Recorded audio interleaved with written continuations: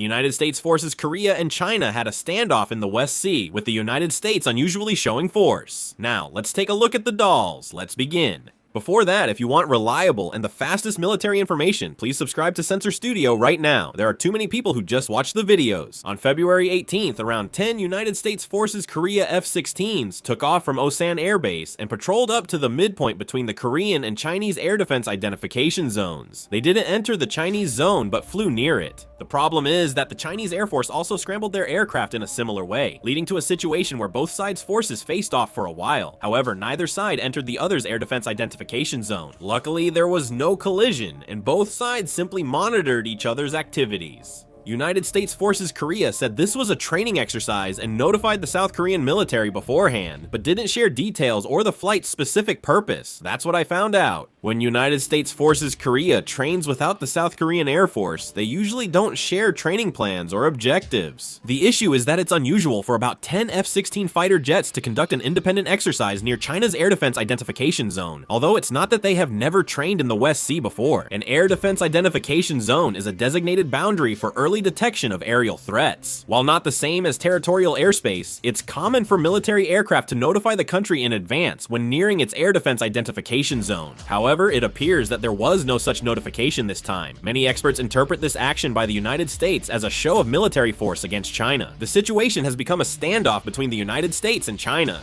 South Korea urged United States Forces Korea to stop training, and China is likely unhappy with the United States military's recent actions, though no official statement has been made. Since China unilaterally declared its air defense identification zone over the East China Sea in 2013, it has treated the area as a de facto security buffer and consistently given it military and political importance. Since then, whenever United States Japanese or other military aircraft fly nearby, China scrambles fighter jets to assert its presence. When United States reconnaissance or Air Force planes approach, state-run media use phrases like defending sovereignty and issue strong messages. Internally, this serves to maintain the leadership's tough image, while externally, it is also a form of pressure to make others acknowledge the order set by China. In this context, it's highly likely that the recent situation near the West Sea was not something China could take lightly. The mere fact that a squadron of United States F-16s maneuvered close to the boundary of China's air defense identification zone could have led China to see it as a challenge to its airspace control. If they hadn't scrambled jets in response, it could have been perceived by neighboring countries and the United States as a sign of weakness. So was the Chinese Air Force's quick deployment of fighter jets both a military response and a political message? China has notably increased its air and maritime activities in the West Sea and East China Sea in recent years.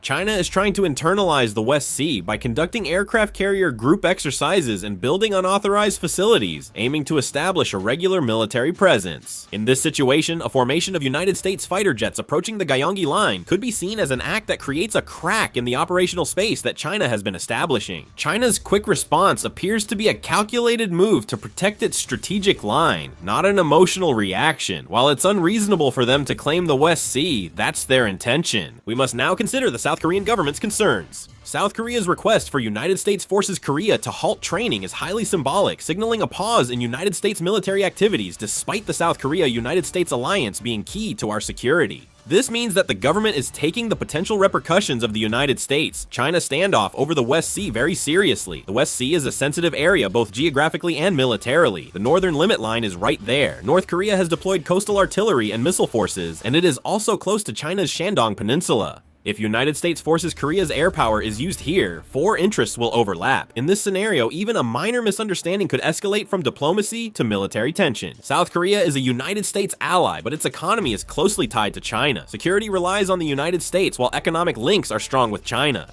In this situation, scenes of United States forces maneuvering in the West Sea as if targeting China, and China immediately scrambling in response, are very burdensome for South Korea. For the United States, this may be a strategic message, but China might see it as pressure using South Korea as a base. This could result in diplomatic protests or economic pressure from China. It is highly likely that the government's request to halt the exercises was intended to prevent such a chain reaction. At the same time, South Korea faces the challenge of maintaining its strategic autonomy while not undermining the trust of its allies. If United States-China military tensions keep recurring in the West Sea, South Korea may increasingly face situations where it must choose sides. As the operational scope of the Republic of Korea-United States alliance expands, China will closely monitor South Korea's role, and South Korea will inevitably become sensitive about how far its territory and bases can be utilized. The West Sea is also an area where the possibility of provocations from North Korea remains, and if tensions between the United States and China overlap in such a place, security calculations become much more complicated. Therefore, this issue is not just a diplomatic incident, but can be seen as an example that shows what kind of strategic position South Korea is in.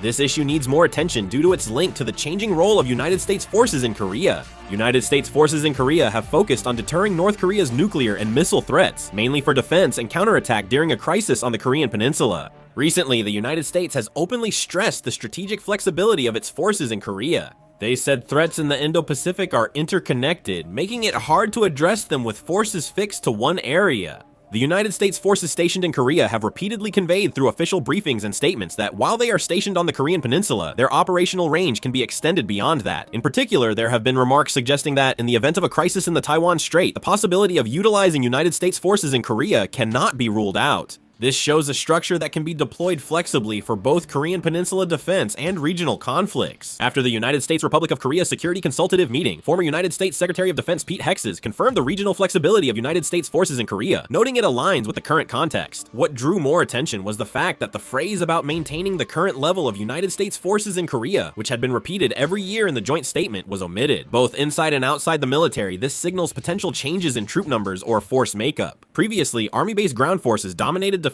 on the Korean Peninsula, but now there are signs this could shift to a layered structure involving the Navy, Air Force, and Space Forces. In the United States, there are talks about creating deterrence networks in South Korea, Japan, and the Philippines to contain North Korea, China, and Russia. The plan aims to use the Korean Peninsula as a forward base to expand operations into the East Sea, West Sea, and around Taiwan. In this scenario, naval forces with high mobility and power projection capabilities become more important than large-scale ground troops. In fact, if a military conflict breaks out in Taiwan, deploying aircraft and warships is much faster than moving ground forces. That's why there are talks about cutting some United States ground forces in Korea and boosting area task forces or long-range strike capabilities. This can be seen as a move to shift away from the image of a fixed defensive force on the Korean Peninsula and reorganize into a mobile force capable of operating effectively throughout East Asia. These changes will inevitably have a direct impact on South Korea's security forces, and discussions about the purpose and role of United States forces stationed in Korea are expected to become even more intense in the future. At the Stimson Center, an American think tank, they've assessed that if the Trump administration changes United States forces in Korea, heavily armed army units may become a priority. Senior fellow Kelly Greco said we may see efforts to reduce troop numbers or scale back the United States presence on the Korean Peninsula.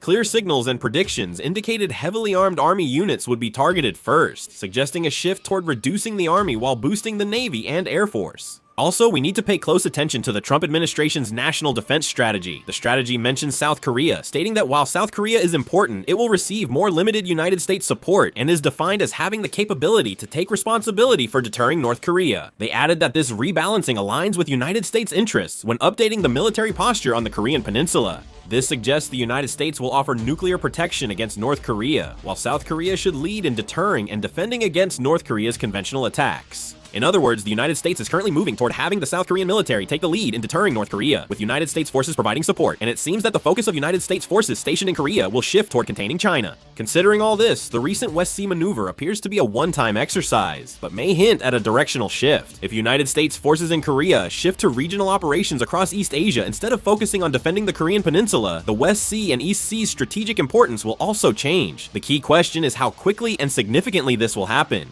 If Korea's role is expanded without sufficient discussion within Korean society, the diplomatic and security costs will fall entirely on us. There is also a possibility that similar scenes could be repeated in the skies over the West Sea in the future. Then, shouldn't we consider how to strike this balance properly?